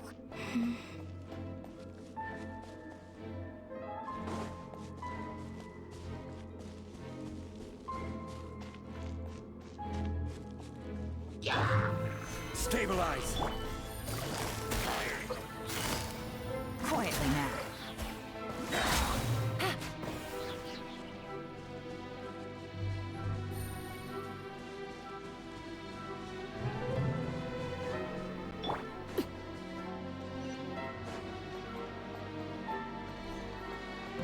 Just like I thought. It was only a facade.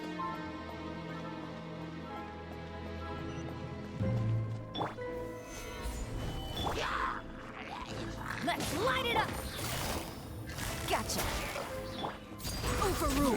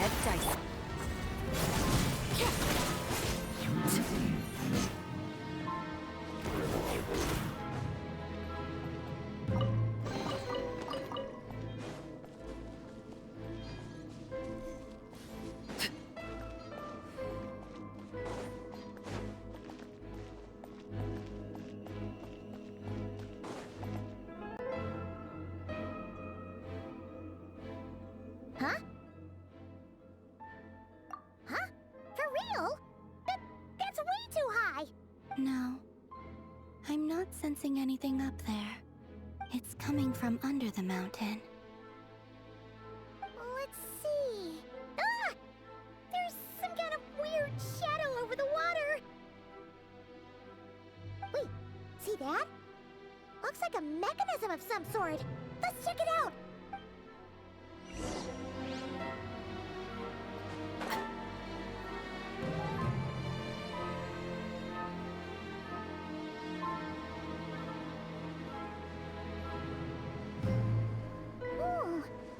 Looks like a device from the time of Kalia. Maybe people once came here to study the Crimson Moon's domain, and they left this behind. Oh, if we can activate it, we might find some clues.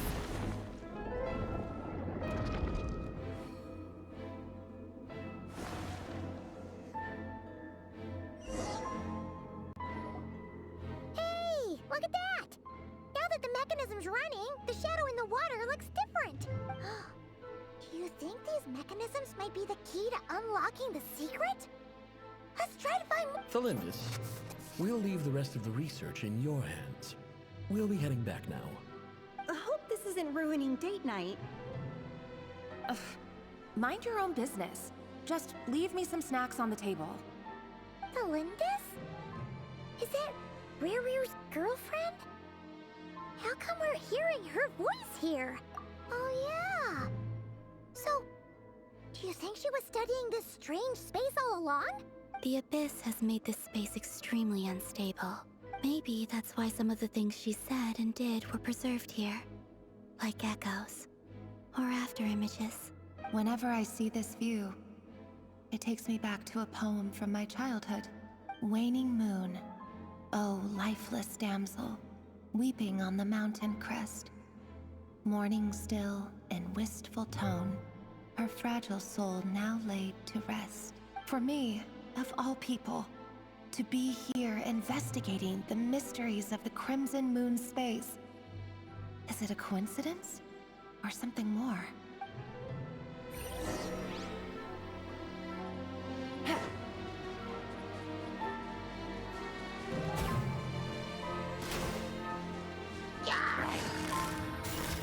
Gotcha.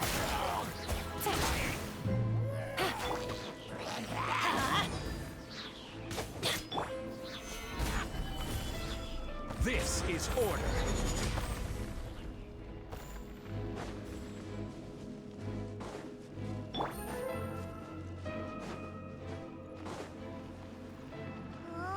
Looks like the Abyss has messed up this mechanism. We need to find a way to get it working again. Let's see if there are any other devices nearby.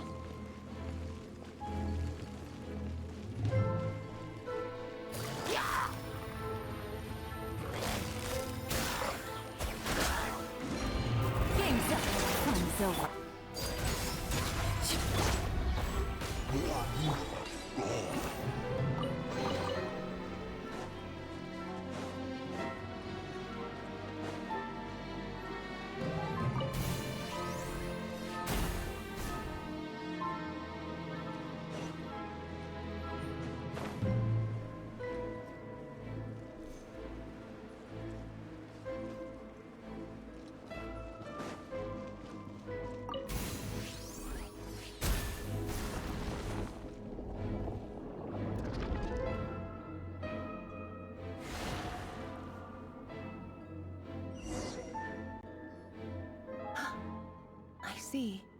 So the moon marrow, or rather the power of the 3 moons, is the key to unlocking.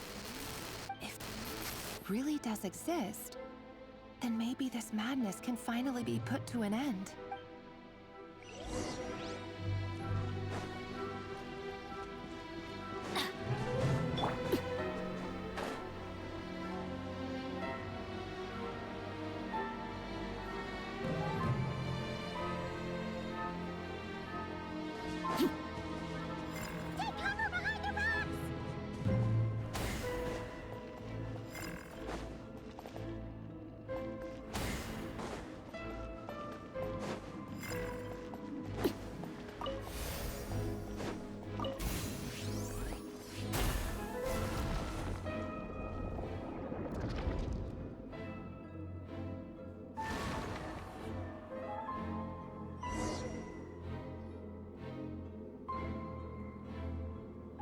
With the Abyss inhibitors in place, I should be able to access the chamber with the moon marrow.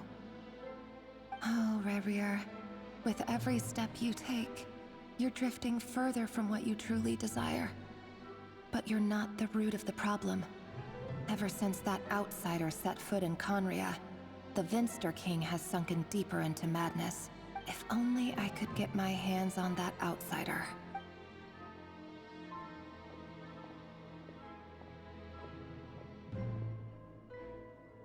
Hey look! The moon's reflection is back to normal! Belindus's voice mentioned a chamber with the moon marrow. Do you think maybe it's hidden in the moon's reflection? It must be. For within it, I sense the fragile aura of a dying soul. Then there's no time to lose! Let's go!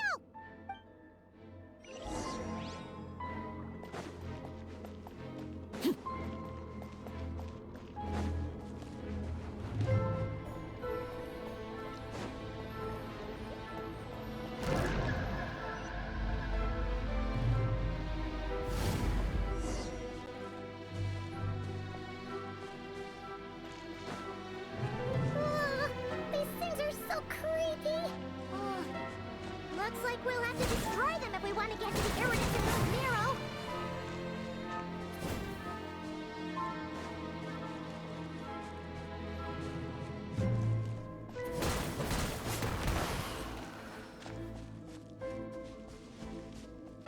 That must be the iridescent moon's marrow!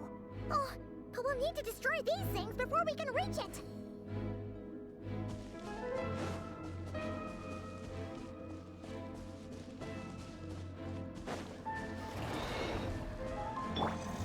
Solidify! Quietly now. Laid bare. Teamwork is key! I will have order!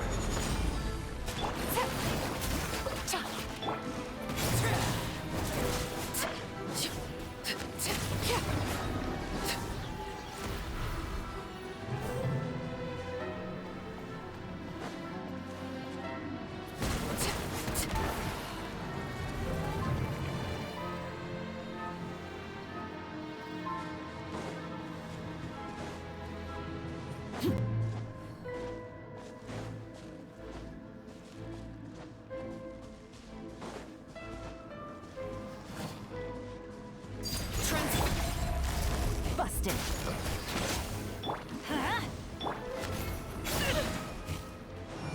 Everlasting as the moon.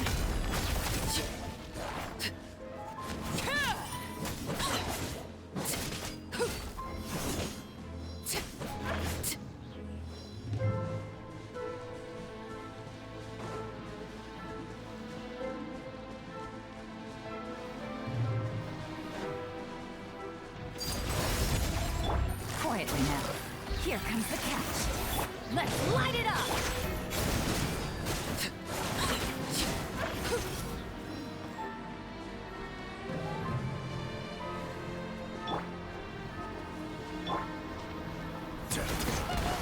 We're so close!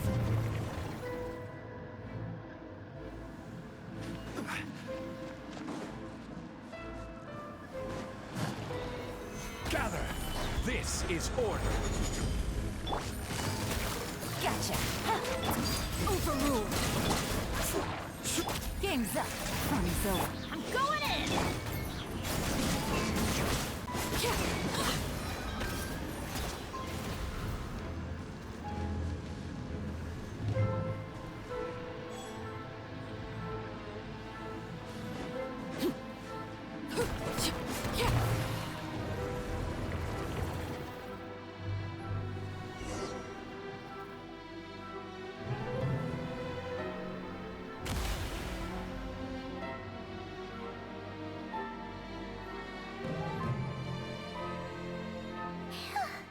The iridescent moon's marrow, still burning away like an undying flame, yet now contaminated by the abyss.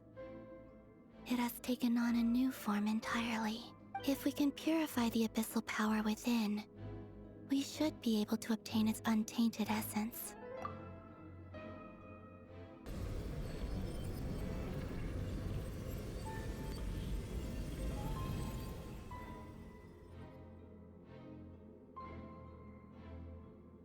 I'm so cold. Is it you? Are you here? Huh? Are you talking to us? At long last, I can see you once more. Our fates have crossed, and I am finally free. I'm sorry, I lied to you. Even knowing what was to come, I still couldn't let go of the fear in my heart as death drew near. The moment the moon shattered, my body began to split apart piece by piece. Like I was being cut into pieces by 1,000 blunt blades. My thoughts scattered as the cold crept in, but I could not bear to fade away like that. Tell me, what was it that brought you to us all that time ago? If only I had possessed your courage, then I might have been spared this torment, more painful than death. You look so puzzled. That's how I felt too when I first saw you. But trust me when I say that everything happens for a reason. Farewell, Hypo.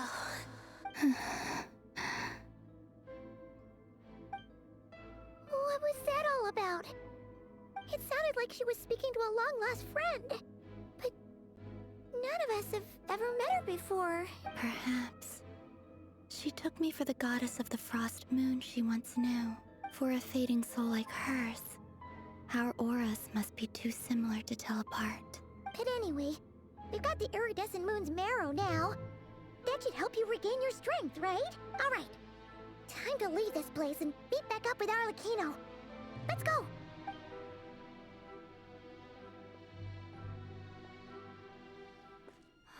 That's odd. This place looks different than when we came in. Waning moon, huh? oh lifeless damsel. Oh.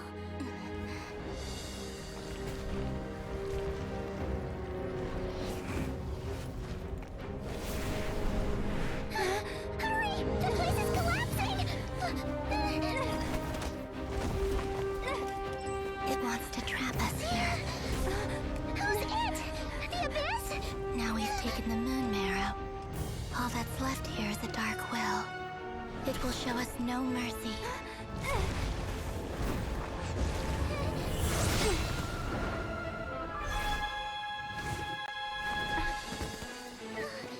Give it back! The crimson moons! My marrow! My heart!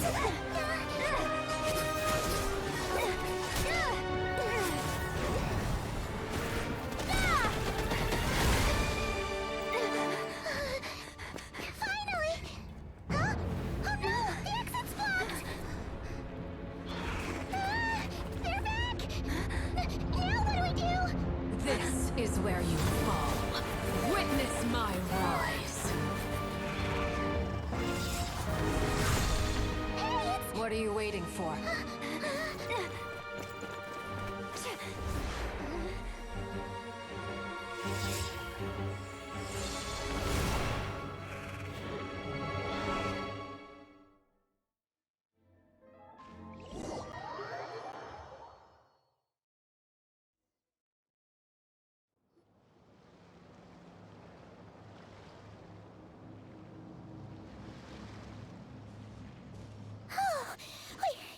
We made it!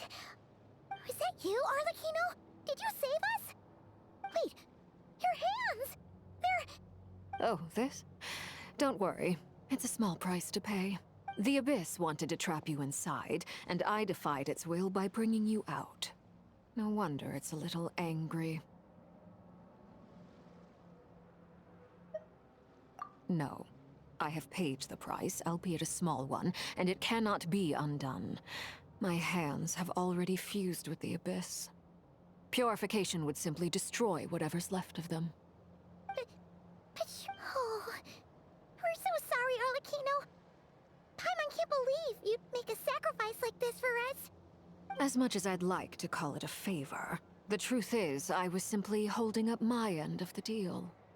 Well, Columbina. Yes, you did your part.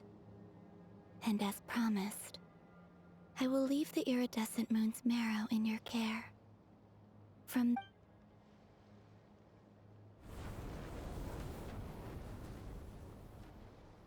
I'll take that as a blessing. Now, Columbina, give me your hand. Accept this moonlight I offer in return.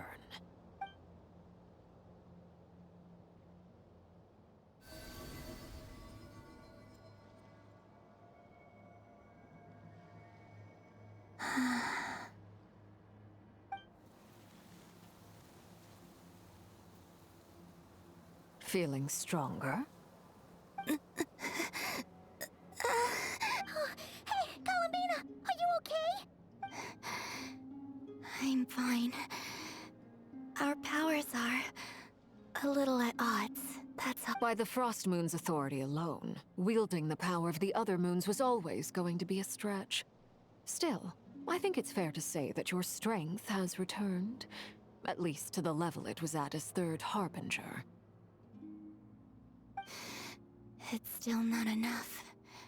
There's no way I can hope to challenge Rayrier like this.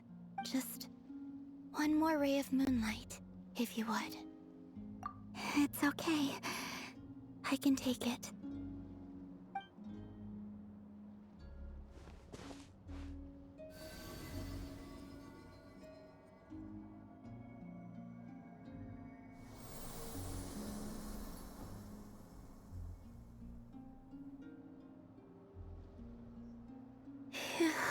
How about now? Fighting fit? At the very least, I won't have to stay hidden like before. I want to see him gone from nodkrai. The ray here of Solnari and his wild hunt must be sent back where they belong. Well, it's good to have something to aim for. You certainly seem more alive now than you did earlier. When I first met you, you didn't strike me as a ray of moonlight. More like a wisp of fog drifting in from who knows where, ready to scatter at the first sign of a breeze. But now, you're full of vitality, just like the Frost Moon, once the brightest of them all. May you keep shining, Columbina. This is who you are. Thank you. Look after yourself too, Arlecchino. I know you have plans of your own, and that's why you're always seeking to grow stronger. But whatever you're after, don't let the Abyss take a hold of you. I do not wish to see you go down the same path as Rayrier. I appreciate the concern, Columbina. Although perhaps it's time you took a new name. A new name? Kutar, the Moon Maiden, Columbina. They're nothing more than code names. They describe who she is and the roles she's played, but they're not her real name. We often use code names in the House of the Hearth, too. But it's knowing your real name that keeps you grounded. Up till now, you've been living a wandering life, so you've probably never really cared. All I'll say is this. Once you've defeated Rayrier, give it some thought. All right, that's it from me. I'll get you back safely first, then go meet up with Sandrone. You're the best! I appreciate the gesture. It speaks to your good character. Anyway, let's get going. There are more urgent things to do right now than trade compliments.